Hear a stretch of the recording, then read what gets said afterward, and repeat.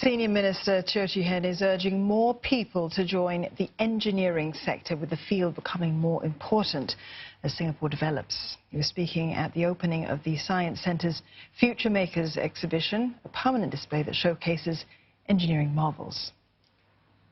There is no doubt that engineering will become more important to Singapore as we enter our next phase of development. There are many exciting challenges waiting for young Singaporean engineers and scientists to push the boundaries and contribute to a more exciting Singapore. And I hope that many more will come forward to write their own exciting stories of challenge and change. The Future Makers exhibition aims to inspire visitors to think and act like engineers. They can get a glimpse into the modern engineering world and try out more than 15 interactive exhibits, which enable them to experience skills that engineers use every day. They'll also get to fly drones and navigate rovers through a challenging landscape. And we're delighted to have with us Chief Executive of the Science Centre, Associate Professor Lim Tit Meng, and Andy Robot. He's American robotics designer. He created the centerpiece of the Future Makers exhibition. Although we understand we should be calling you andyRobot. Yes, because I love robots. That's right, and you're the perfect person to speak to. But we'll come, Professor Lim, to you first, though, just to get your thoughts on this. 5 themed areas, we understand? Yes, there are 5 themes, and the first theme is actually to just set ourselves into thinking of solving problems, like how to get from the ground floor to the second floor. And you can either take a lift, or use your own body machine to climb up the steps, or you act like engineers, you crank yourself up from ground floor upwards. And the second zone is actually Andy's robot's centerpiece, the robotic arm, showing the mindset of engineers and the challenges that we face and solved by engineering means. And the third zones are all the puzzles and exhibits that link to engineering. And with that solved, you can go to fly drones, you can go and control rovers. And one exciting part is to get to the escape room. Again, using engineering means to solve problems and escape out of the room with a mission. And you have to find out a mission if you go there. Have you been in an escape room, Steve? I have not. Oh, gosh, all the joy. They can be maddening.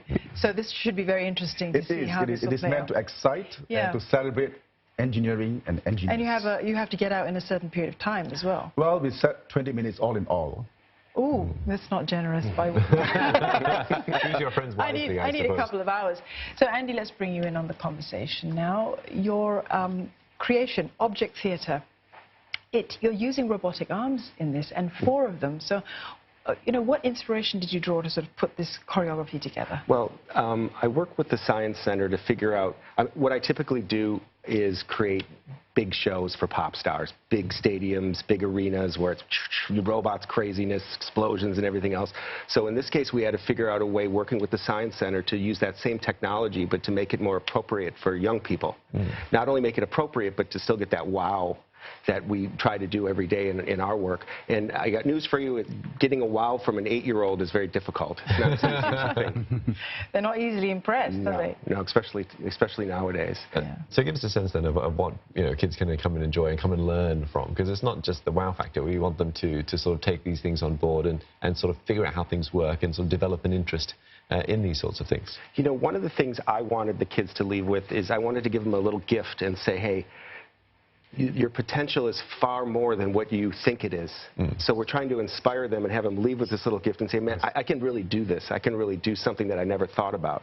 And I think the kids are the ones that are going to use robots in new ways in the future to find new ways of doing things, things like old guys like me aren't figuring out. I think it's the kids that are going to be the future to solve a lot of the world's problems with robots.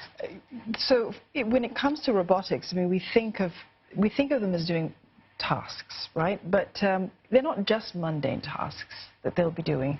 You know, they've been doing mundane tasks for a long time, since the 90s. So when I look at robots, I look at robots amplifying human ability.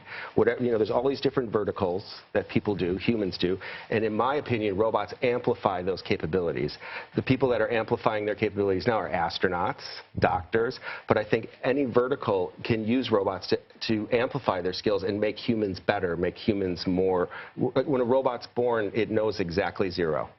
So it's up to us as humans to teach robots all the things that we know. And there's a lot of things humans know. So, I mean, there's decades and decades for us to teach the robots. And the robots are just waiting for us to teach them. They're kind of like little kids. Professor Lim, I can see you nodding your head over there.